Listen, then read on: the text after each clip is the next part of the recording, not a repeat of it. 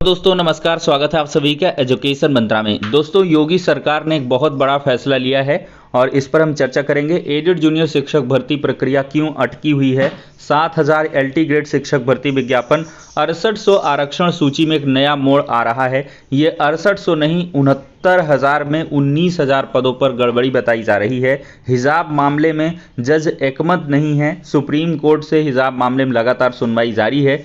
क्या कुछ core points निकल के आ रहे हैं, सारी पर चर्चाएं करेंगे। वीडियो को लाइक एंड शेयर करें और चैनल पर पहली बार आए हैं तो सब्सक्राइब अवश्य करें। तो चलिए दोस्तों वीडियो को शुरू करते हैं।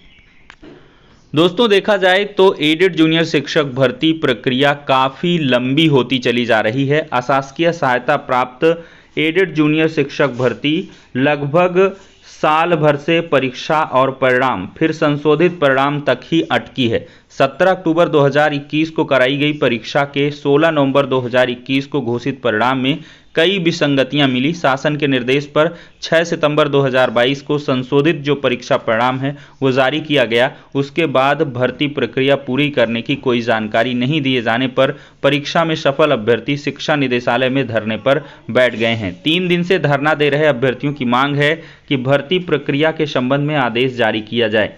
तो यहाँ पर कुल देखा जाए तो 1894 पदों के लिए पीएनपी ने परीक्षा कराई थी। परिणाम में गड़बड़ी होने से कुछ अभ्यर्थी कोर्ट गए थे। इधर शासन ने गड़बड़ी की पुष्टि होने पर परिणाम का पुनर्मूल्यांकन कराया। इसके बाद संशोधित परिणाम घोषित किया जो 7 सितंबर को वेबसाइट पर अपलोड हुआ था। तो दोस्तों इसमें 42,066 अभ्यर्थी कुल सफल बताए जा रहे हैं। सफल अभ्यर्थी ये सब जो है बाद की प्रक्रिया को लेकर कोई जानकारी नहीं मिलने पर अनवरत धरने पर बैठे हैं। तो आप लोग भी धरने में जरूर शामिल हों जो भी एडेड जूनियर शिक्षक भर्ती प्रक्रिया में चाहते हैं कि ये प्रक्रिया पूरी हो। चूंकि यहाँ पर शासन स्तर से इस पर चुप्पी साध ली गई है और आपको बताया भी जा रहा था कि 15 अक्टूबर के पहले एग्जीक्यूशन देखने के लिए मिलेगा, लेकिन ऐसा कुछ नहीं हो रहा है। जब शिक्षा निदेशालय में ही छात्र धरना प्रदर्शन कर रहे हैं और कोई वहां से इंफॉर्मेशन नहीं मिल रही है तो आप समझ सकते हैं कि ये द्वितीय प्राथमिकता में मुद्दा फिर से चला गया है और इसमें आपका जो संख्या बल है वही इसको प्राथमिकता में ला सकता है। अब दोस्तों यहाँ पर बात करें तो समकक्षता निर्धारण में अटकी है 7000 शिक्षकों की भर्ती। प्रदेश के राजकीय माध्यमिक विद्यालयों में सहायक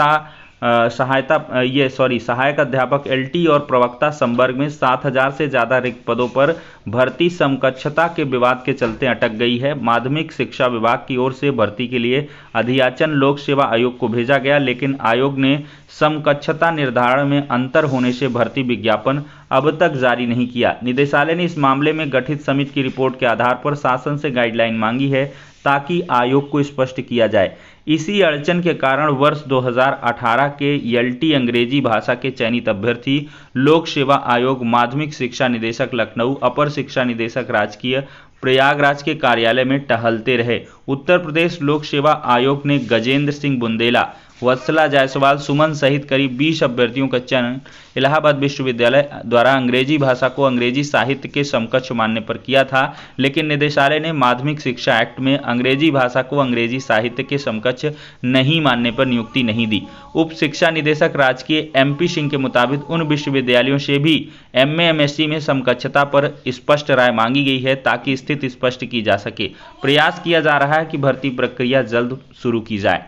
तो देख सकते हैं दोस्तों लगभग 7000 पदों पर जो एलटी ग्रेड शिक्षक भर्ती है प्रवक्ता की और सहायक अध्यापकों की वो भी फंसी हुई है। इसमें समकक्षता का जो विवाद है वो लगातार हावी है।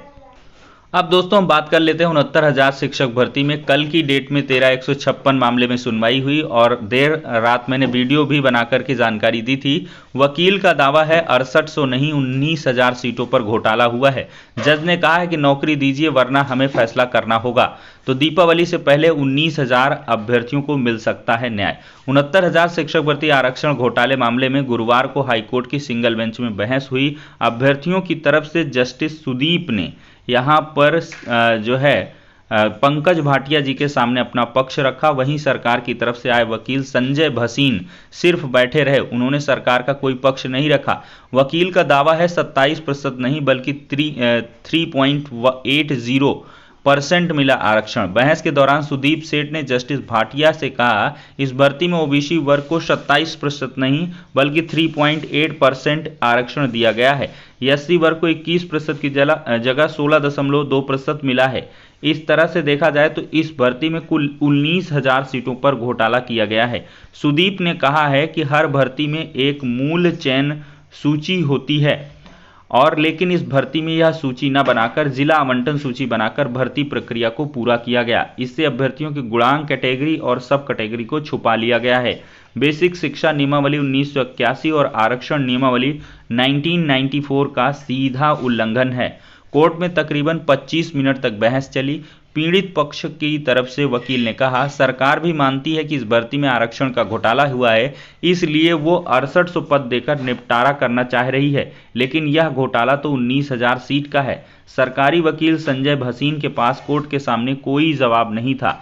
जस्टिस पंकज भाटिया ने कहा कि अगर आपको कुछ कहना है तो सरकार की तरफ से लिखित में हलफनामा देकर पक्ष रखें, ताकि आरक्षण घोटाले में सरकार की स्थिति स्पष्ट हो सके और पता चल सके कि सरकार का आरक्षण पीड़ित अभ्यर्थियों को न्याय देने के प्रति क्या रुख है। कोर्ट के रुख से अभ्यर्थियों में जगी उम्मीद है। उन्हें भरोसा है कि इस दीपावली से पहले उन्हें न्याय मिल जाएगा। पिछड़ा वर्ग दलित संयुक्त मोर्चा के प्रदेश अध्यक्ष सुशील कश्यप और भास्कर सिंह यादव का कहना है कि सरकार या तो इस भर्ती में हुए 19,000 आरक्षण घोटाले को पूरा करके सीट आरक्षण पीड़ितों को वापस करे अथवा हाईकोर्ट में जितने भी अभ्यर्थी याची के रूप में अपनी न्याय की लड़ाई लड़ रहे हैं उन सभी को याची लाभ देकर इस मामले का निस्तारण करें, तभी यह मामला पूरी तरह से समाप्त हो सकता है। अन्यथा आरक्षण पीड़ित अभ्यर्थी न्याय मिलने तक यह लड़ाई जारी रखेंगे। तो दोस्तों देखा जाए तो इस मामले में लेटेस्ट अपडेट यही है कि 19 अक्टूबर से इस मामले में रोज सुनवाई होगी। कोर्ट ने सरकारी वकील से कहा है कि हम इस भर्ती में जो आरक्षण पीड़ित याची बनकर कोर्ट में आए हैं उनको निश्चित रूप से न्याय देंगे। आपको सरकार की तरफ से जो भी कहना है या डॉक्यूमेंट पेश करना है वह 18 अक्टूबर तक पेश कर दीजिए। 19 अक्टूबर से हर दिन इस मामले की सुनवाई होगी।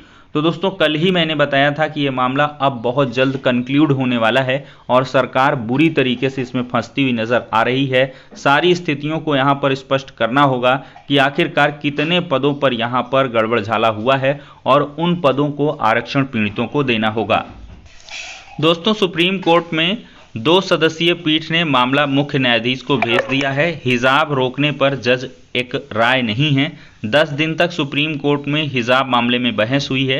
26 याचिकाएं हाईकोर्ट के फैसले के खिलाफ दायर हैं और देखा जाए तो शैक्षणिक संस्थानों पर हिजाब में जो पाबंदी के कर्नाटक हाईकोर्ट के निर्णय पर सुप्रीम कोर्ट ने गुरुवार को खंडित फैसला सुनाया। 2 सदस्यीय पीठ में जज हेमंत गुप्ता ने हाईकोर्ट के फैसले से सहमत तो जज सुधांशु धूलिया ने असहमति जताई। एक राय न होने के कारण इस मामले को मुख्य न्यायाधीश यूयू ललित को भेज दिया गया है ताकि बड़ी पीठ इसकी सुनवाई कर सके। दोस्तों योगी सरकार ने कैबिनेट फैसले में एक बड़ा फैसला लिया है। नई इलेक्ट्रिक वाहन नीति को मंजूरी मिल चुकी है। दामों में भारी सब्सिडी का ऐलान किया गया है। यूपी में ई कार पर 1 लाख, दुपहिया पर 5,000 की छूट मिलेगी। तो नीति की खास बातें फटाफट देख लेते हैं। नीति के अंतर्गत 3 वर्ष तक इलेक्ट्रिक व्हीकल खरीदने पर नहीं देना होगा रोड टैक्स और रजिस्ट्रेशन चार्ज। निजी निवेशकों के जरिए 5 साल में 30,000 करोड़ रुपए के निवेश का लक्ष्य है। 10 लाख लोगों को रोजगार मिलेगा। प्रदेश में इलेक्ट्रिक वाहनों के निर्माण से यूपी को इलेक्ट्रिक वाहनों, बैटरी और संबंधित उपकरणों के निर्माण का वैश्विक केंद्र बनाने का लक्ष्य है। 3 व्हीलर पर 12,000 और इलेक्ट्रिक बस पर 20 लाख रुपए तक की सब्सिडी मिलने वाली है। तो एक बहुत बड़ा ऐलान है इलेक्ट्रिक व्हीकल्स को लेकर उत्तर प्रदेश के सीएम योगी आदित्यनाथ जी का। तो फिलहाल के लिए दोस्तों इस वीडियो में हो गया सारा इंपॉर्टेंट अपडेट। अब नेक्स्ट वीडियो में मिलते हैं।